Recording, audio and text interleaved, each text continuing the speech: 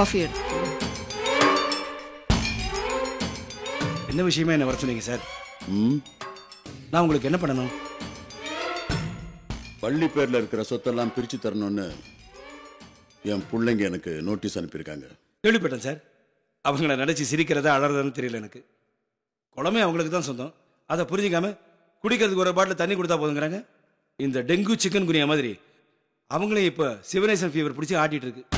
அந்த ஜுரம் விட்டாதான் அவங்களுக்கு புத்தியே வரும். நான் எடுத்து சொல்லி புரிய வைக்கிற நிலைமையில இப்ப இல்ல. நானும் என் பிள்ளைங்களை ரொம்ப தூரம் விலகி போயிட்டோம்.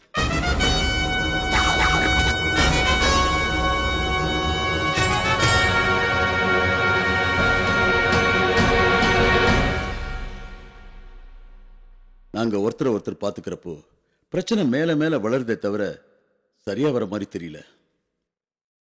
இது இப்படியே தொடர்றதுல எனக்கு இஷ்டம் இல்ல. ரெண்டு பக்கத்திலையும் பொதுவா யாராவது ஒருத்தர் சமரசம் பேசி பிரச்சனை முடிச்சு வைக்கணும். அதுக்காக தான் உங்களை வர சொன்னேன். சாரி சார், என்ன பொது ஆள்னு சொல்லாதீங்க. நான் என்னைக்குமே உங்களுக்கு நண்பன் தான். அந்த சிவனேசன் தான் எனக்கு எதிரி. ஆனா நீங்க கேட்டுக்கிட்டீங்கிற ஒரே காரணத்துக்காக தான் இந்த பொறுப்பை நான் ஏத்துக்கிறேன். என்ன செய்யணும் சொல்லுங்க. வள்ளி இறந்து போனது எனக்கும் பெரிய இழப்பு தான். அவ சாவுக்கு நான் தான் காரணங்கிற குற்ற உணர்வு என்னை உறுத்திக்கிட்டே இருக்கு.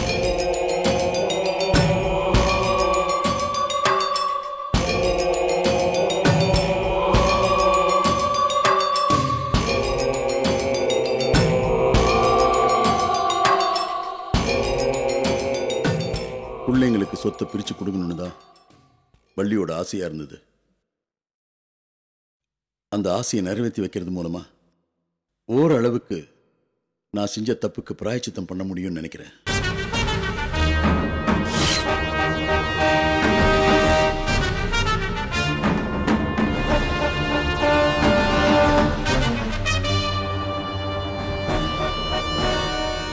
சார், சொத்தை பிள்ளைங்களுக்கு கொடுத்தாலும் அது அந்த சிவனேசனுக்கு தான் போய் சேரும். அதுல ஒரு பிரயோஜனம் இல்லையே சார். அதுக்காக தான் நான் ஒரு கண்டிஷன் வச்சிருக்கேன். கோர்ட்டு கேஸ்ன்னு அவங்க எங்கேயும் போய் நிக்க வேண்டியதில்லை. என் 3 பிள்ளைங்களும் என்ன கேட்கிறாங்களோ அதுக்கு மேலேயே நான் தர தயாரா இருக்கேன்.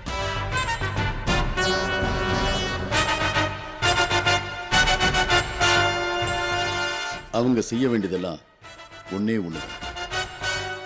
சிவனேசனோட எந்த உறவும் வச்சுக்க கூடாது.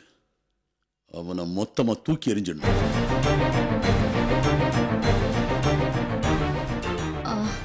அப்பா, இந்த கண்டிஷனுக்குலாம் அவங்க ஒத்துப்பாங்கன்னு நீங்க நினைக்கிறீங்களாப்பா?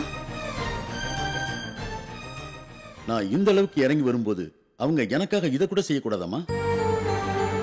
அம்மாவும் போய் சேர்ந்தாச்சு, அப்பாவும் வேண்டாதவனா போயிட்ட. பெத்தவங்க உறவே வேணாங்கிறப்போ வளர்த்தவன் உறவு மட்டும் எதுக்கு? அவங்க ஒண்ணு என் கூட தான் இருக்கணும்னு நான் பிடிவாதம் பிடிக்கல. தனியா வீடு எடுத்து தங்கட்டும். மாசம் மாசம் அவங்களுக்கு தேவையானதா நான் வாங்கி போடுறேன். அவங்க வாழ்க்கையில சிவனேசனுக்குன்னு எந்த இடமும் இருக்கக்கூடாது. எனக்கு வேண்டியது அதுதான்.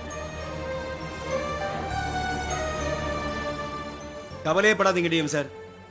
சொத்துக்காக பெத்தவங்களையே பிள்ளைங்க அனாத ஆசிரமத்தில் கொண்டு போய் சேர்க்கிற காரணம் சார் இது. வளர்த்தவனே பெருசா மதிக்க போறாங்க சார். இது விஷயமா பிள்ளைங்க 3 பேர்கிட்டே நான் பேசுறேன். இதை சுமூகமா முடிக்க வேண்டியது என்னோட பொறுப்பு. முதல்ல நீங்க பேச வேண்டியது சக்தி கிட்ட தான். அவதான் எல்லா சூழ்நிலையிலும் எனக்கு எதிரியா இருக்கா. அவளை இதுக்கு சம்மதிக்க வச்சுட்டா மத்த 2 பேரையும் ஈஸியா வழிக்கு கொண்டு வந்துடலாம். சார், அத்தை மூலமா சக்திக்கு பிரஷர் கொடுத்தா போதும். சக்தி தானா வழிக்கு வந்துருவா. இந்த வேலையை என்கிட்ட ஒப்படைச்சிட்டீங்கல்ல, நீங்க நிம்மதியா இருங்க. ஒரு நல்ல முடிவோட நான் உங்களை வந்து பாக்குறேன். வரேன் சார். வரேம்மா.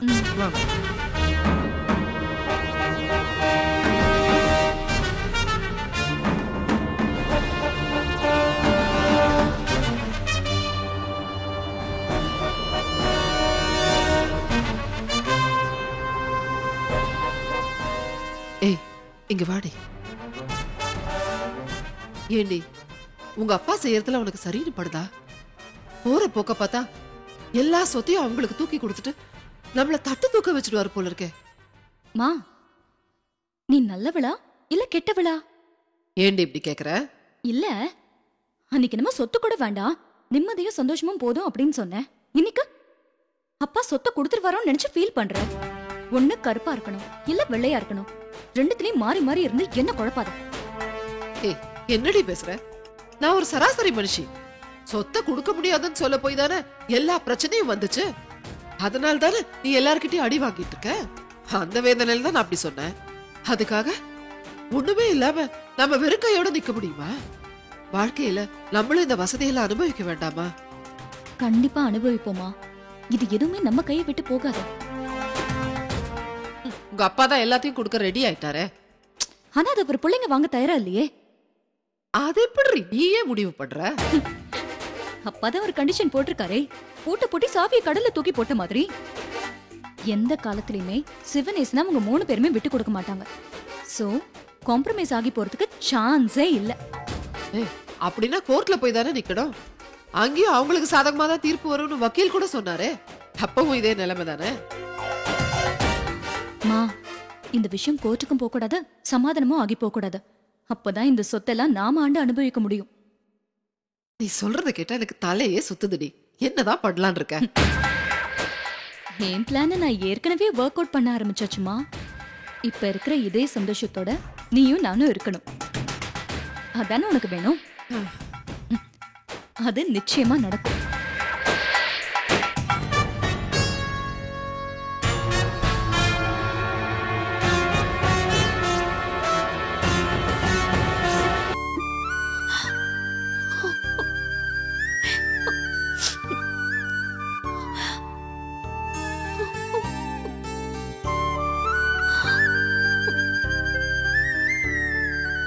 நிலா, எனக்கு என்ன சொல்றதுன்னே தெரியலம்மா. நானும் எத்தனையோ கதைகளை கேட்டிருக்கேன். ஆனா உங்க வாழ்க்கையில நடந்த மாதிரி வேற யார் வாழ்க்கையிலும் நடந்திருக்காதுமா. இதெல்லாம் நீ எப்படிமா தாங்கிக்கிற? இந்த நிலைமை வேற யாருக்காவது வந்திருந்தா அவ்வளவுதான். நாங்க தைரியமா இருக்கிறதுக்கு காரணமே சிவனேசன் அப்பாதான். அவர் மட்டும் இல்லன்னா எங்க நிலைமை என்ன ஆயிருக்குன்னு சொல்ல முடியாது. வாஸ்தவம் தாமா. பெத்த அப்பா மோசமானவரா இருந்தாலும் வளர்த்த அப்பா விஷயத்துல நீங்க ரொம்ப புண்ணியம் பண்ணிருக்கீங்கம்மா. கொல்லணும்னு தூக்கிட்டு வந்த பிள்ளைங்களை உயிரை கொடுத்து வளர்த்திருக்கிறாரு. அது சரி, சொத்தை கேட்டு கேஸ் போட்டிருக்கீங்களே, உங்க அப்பா குடுக்கறேன்னு ஒத்துக்கிட்டாரா? அவர் அப்படி ஒத்துக்கிறவரா இருந்திருந்தா எங்க அம்மா செத்துருக்க மாட்டாங்களே. கேஸ் போட்டிருக்கோம், கோர்ட்டு தான் எங்களுக்கு சேர வேண்டியதை வாங்கி கொடுக்கணுமா. கவலைப்படாதம்மா, உங்க நல்ல மனசுக்கு எல்லாம் நல்லபடியா தான் நடக்கும். உங்க அம்மா இதுக்காக உயிரையே கொடுத்திருக்காங்க. அவங்க நிச்சயமா உங்களுக்கு துணையா இருப்பாங்க. நானும் உங்களுக்காக வேண்டிக்கிறேம்மா. தேங்க்ஸ்மா. இருக்கட்டும்மா. டைம் ஆச்சு, அப்ப நான் கிளம்புறேம்மா. சத்யா எங்கெங்கயோ பக்கத்துல தான் போயிருக்கான். இப்ப வந்துருவான், பாத்துட்டு போயேன். இருக்கட்டும்மா, நான் அப்புறமா வரேன். சரி.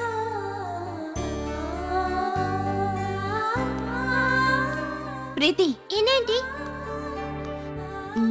இந்த சாக்லேட். Thanks aunty. எப்ப பார்த்தாலும் விளையாடிக்கிட்டே இருக்காம கொஞ்ச நேரம் படிக்கணும், சரியா? பாட்டி கிட்ட பேசிட்டு என் கூட விளையாடுறேன்னு சொன்னீங்கல்ல, இப்போ எங்க போறீங்க? சாரிடா, ஆண்டிக்கு ஒரு முக்கியமான வேலை இருக்கு. அடுத்த தடவை நான் வரும்போது உன் கூட விளையாடுறதுக்குனே வரேன். ஓகே? ஓகே, பாய். பாய். வரேம்மா. வாமா.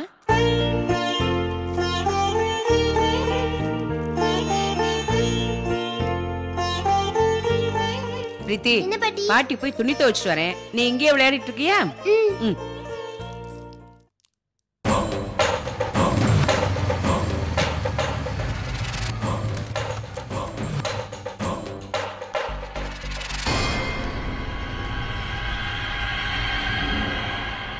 பிரீத்தி, சாக்லேட் எது உனக்கு? நிலா ஆண்டி வந்தாங்களா? ஆமா. உள்ள இருக்காங்களா? இல்ல, இப்பதான் போனாங்க. பாட்டி எங்க? துணி துவைச்சிட்டு இருக்காங்க.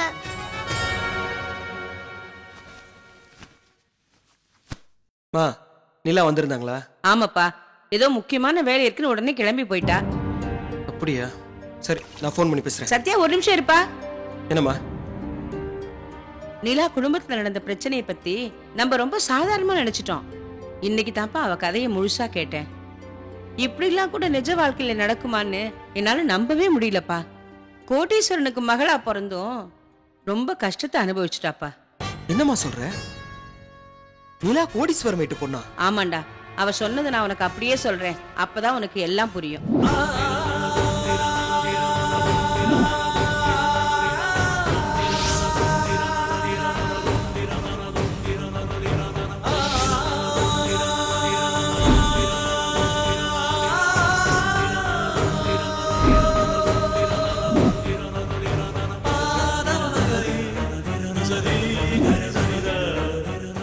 அமைதியா இருக்க? நீ சொல்றத கேட்குறப்ப எனக்கு தலையை சுத்துது. இல்ல என்கிட்ட கூட இதை ஷேர் பண்ணிக்கிட்டதே இல்லை. உன்கிட்ட எப்படி ஷேர் பண்ணா? பொதுவா குடும்பத்தை பத்தி பேசிக்கிட்டே இருந்தோம். அப்படியே மொத்தமா மனசுல இருக்கிற எல்லாத்தையும் கொட்டிட்டாப்பா. சொத்துக்காக புருஷனும் பொண்டாட்டியும் ஒருத்தர் அசிங்கப்படுத்திக்கிறாங்கன்னு நினைச்சேன். அவங்க அப்பாவுக்கு சொத்துங்கிற பேர்ல அந்த வீடும் கொஞ்சம் நிலமும் இருக்கும்னு நினைச்சேன். ஆனா இவ்வளோ பெரிய கோடீஸ்வரரா இருப்பாருன்னு நான் கொஞ்சம் கூட எதிர்பார்க்கல. கோடீஸ்வரன் பொண்ணா பிறந்து என்னப்பா பிரயோஜனம்? அதைத்தான் அவங்களால அனுபவிக்க முடியலையே. சத்யா, நிலாவோட ஜாதகத்தை நீ வாங்கி வச்சிருக்கல்ல, அதை எடுத்துக்கிட்டு போய் நம்ம ஜோசியர்கிட்ட காமிச்சு ஏதாவது பரிகாரம் பண்ண முடியுமான்னு பாருப்பா. அப்பவாவது அவங்க பிரச்சனைகள் எல்லாம் தீரட்டும்.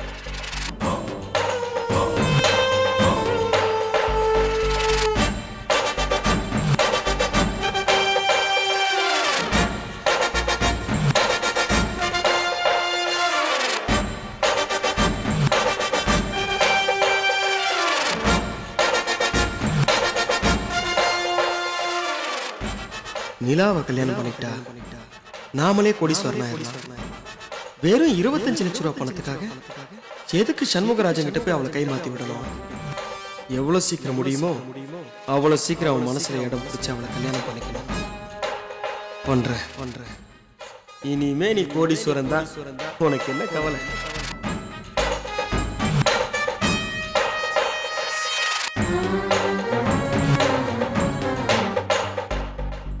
ஹலோ மாம்ஸ், சொல்லு சத்யா. உடனே என் வீட்டுக்கு கிளம்பி வா. எதுக்கு சத்யா? வா சொல்றேன். சரி வர.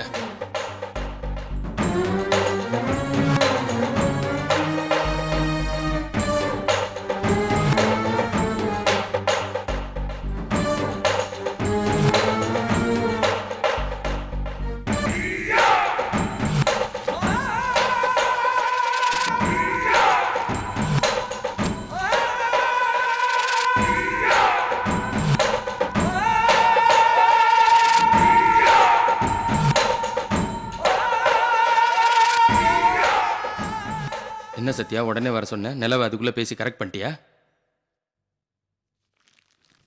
சண்முகராஜன் கிட்ட வாங்கின அட்வான்ஸ் திருப்பி கொடுத்துரு. சத்யா, ஜோசியர் குறிச்சு கொடுத்த மாதிரி நிலவோட ஜாதகம் கரெக்டா தானே இருந்தது. அப்புறம் என்ன பிரச்சனை?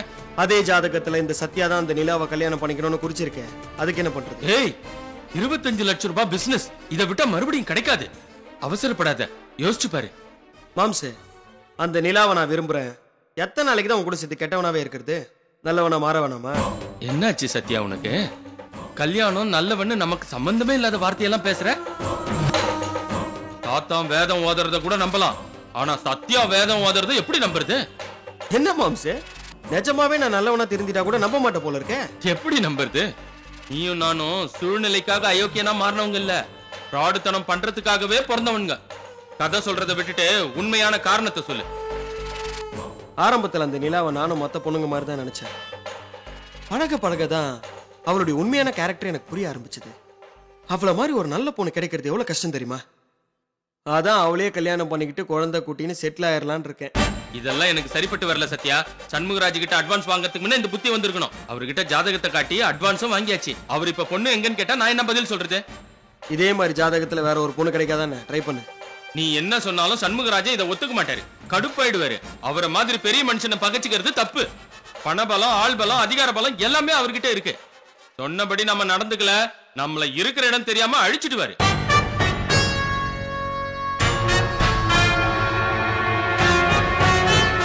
என்ன பயமுறுத்துறிய? உனக்கு சேர வேண்டிய கமிஷனுக்காக ஓவரா ஃபீல் பண்ற? நான் கமிஷனுக்காக பேசலப்பா. இந்த ஒரு டீலிங்க மட்டும் கரெக்டா முடிச்சு குத்துரு. உனக்கு இருக்கிற டேலண்ட்டுக்கு இதை விட சூப்பரான பொண்ணுங்களாம் கிடைப்பாங்க. அந்த நிலா கிடைக்க மாட்டல? ஐயோ, திரும்ப திரும்ப அதையே சொல்லாதப்பா. உன்னால என் உயிருக்கு ஆபத்தாயிடும் போல தெரியுது. அத முதல்ல புரிஞ்சுக்க. பயப்படாத மாம்சே, அவங்களை எப்படி சமாளிக்கணும்னு உனக்கு என்ன சொல்லியா தரணும்? அவங்களுக்கு இந்த உண்மை தெரிஞ்சு உன்னை ஏதாவது பண்ணிட்டா நீ என்ன பண்ணுவ? அப்படி ஒரு நிலைமை வந்தா அதை நான் சமாளிச்சுக்கிறேன். அந்த பொண்ணு கிட்ட என்னத்தையா கண்ட? இவ்வளவு ரிஸ்க் எடுக்கிற? சில விஷயங்களை விவரிக்க முடியாது. அப்படியான்னு கெட்டு போயிட்டே இருக்கணும், புரியுதா? சரி, இந்த டீலிங்ல தான் என்ன ஏமாத்திட்டேன். அடுத்த மன்மதலியில எப்போ? அது எனக்கு நிலா கிடைக்கிறத பொறுத்து இருக்கு. என் மேல இருக்க கடுப்புல எனக்கு எதிராக ஏதாவது செய்ய மாட்டேல்ல? ஏன்னா என்னை பத்தி உனக்கு நல்லா தெரியும். கிளம்பு.